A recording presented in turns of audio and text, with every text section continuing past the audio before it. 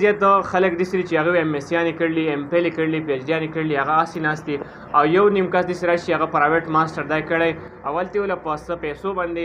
د هغوی چې کوم خبره د هغوی څه وشي او هغوی له ټیسټ ورکړي غټې غټې نمبر یې له پکې ورکړي نو دغه خلاف مونږ پرون یې پوسټونه هم چلولي وه بیا ټول ملګري زموږ سره اګري شو چې یاره مونږ ستاسو ودرېږو نو دغې باره کې نن مونږ یو خپل یو اهم پریس کانفرنس یې وه چې که راروان ټیسټ شفاف ونه شو نو زمونږ اراده دا ده چې مونږ چې کوم زمونږ مین جیر چترال روډ دی مونږ به اول دا بندو او که دغه ونه شو بیا مونږ ځو خپل ایجوکیشن دفتر مخې ته به مونږ احتجاج کوو او مونږ به ډایرکټ انشاءالله سبا هم دی کې ډي سی ته هم ډایرکټ دې ته به کمپلینټ کوو چې سر جي زموږ په دې خبره باندې ایکشن واخلي دا کوم کسان چې په دې کې ملوث دي نو دغه جابونه دې ختم کړي یا به دې بس انویسټیګیشن دې وکړي نو دغې باره کې چې کوم دی مونږ دا نن چې کوم پروګرام کړی دا په دغې باره کې وه او که زموږ په خبره عمل ونه شو او ټیسټ کې بیا دغه شان ګپلې او روپۍ خرج شوې نو مونږ به فورا انشاءالله دې احتجاج او آخري مرحله به دا چې مونږ به دغه ته ځو اسمبلي هال ته ځو هلته به مونږ خپل احتجاج ریکارډ کوو. السلام علیکم زما نوم نجیب الله دی زه د افر دیر کوشرې درې تربتاوین کونسل سره تعلق ساتم ما به خپله ایم ایس سی کړې ده د شرینګل یونیورسټۍ نه او د شان چې څنګه دا پوسټونه راغلي دي پی ایس ټي سی ای ټي کې مونږ تقریبا 3-4 سالونه دا اپلایګانې کوو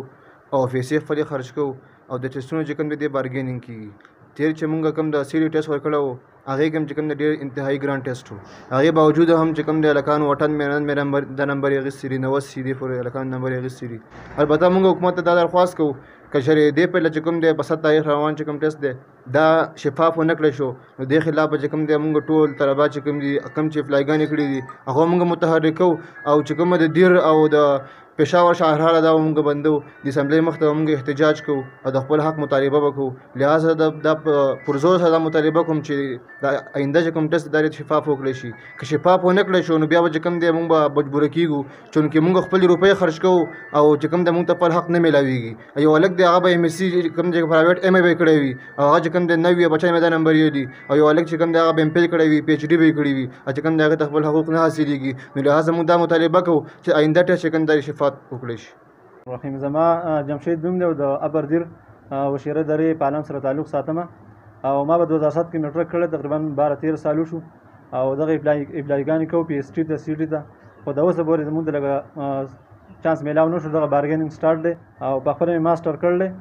او 11 سال تقریبا زما وشو موږ د اعلی حکامو نه دا مطالبه کوو چې که را روان چې کوم ټیسټ دی په 7 تاریخ باندې د پی ایس ټي که دا شفاف طریقې سره ونه شو نو موږ انشاءالله بھرپور احتجاج کوو څومره د ابردیر کوم نوجوانان چې دي هغه انشاءالله بھرپور موږ راوباسو او د اسمبلي حال کول نه غواړو خو روان کوم ټیسټ چې روان دی په 7 تاریخ چې کوم ټیسټ دی نو زه د حکومت او ضلع انتظامیه نه دا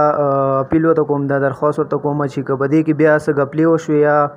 پیروخ او خرید پکې وکړی شو نو موږ به ښه باقاعده احتجاج کوو روډ به بندو او چې څومره هم زموږ نه کېږي نو موږ به احتجاج کوو د خپل حق دپاره به اواز اوچتو ځکه چې یو قابل سړی سره هغه ټیسټ ورکړي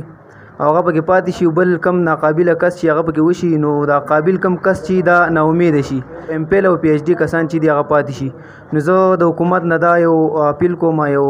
درخواست ورته کوم چې آینده کم ټیسټ چې روان دی چې دا شفاف وکړی شي.